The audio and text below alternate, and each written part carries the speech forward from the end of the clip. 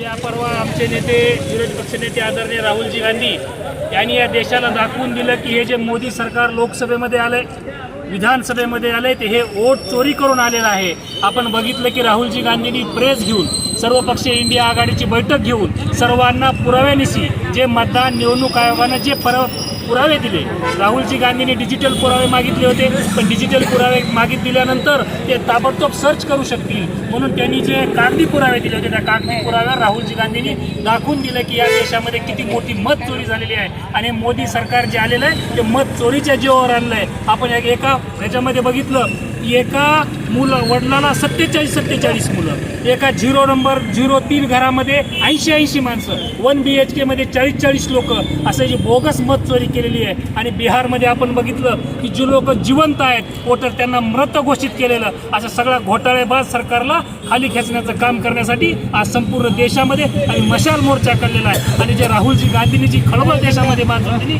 ते सर्वसामान्य माणसाला सुद्धा असं वाटायला लागले की खरोखरच मोदी सरकार वोट चोरून आलेलं आहे आणि हे चोरी करून आलेलं सरकार खाली गेलं पाहिजे। आणि आज मोदी सरकारनं राजीनामा दिला पाहिजे, कारण हे लोकशाही मार्गाने आलेलं सरकार नाही। म्हणून आम्ही याचा निषेध नोंदवण्यासाठी आज बीड जिल्हा काँग्रेस कमिटीच्या वतीनं आम्ही मशाल मोर्चा काढलेला आहे।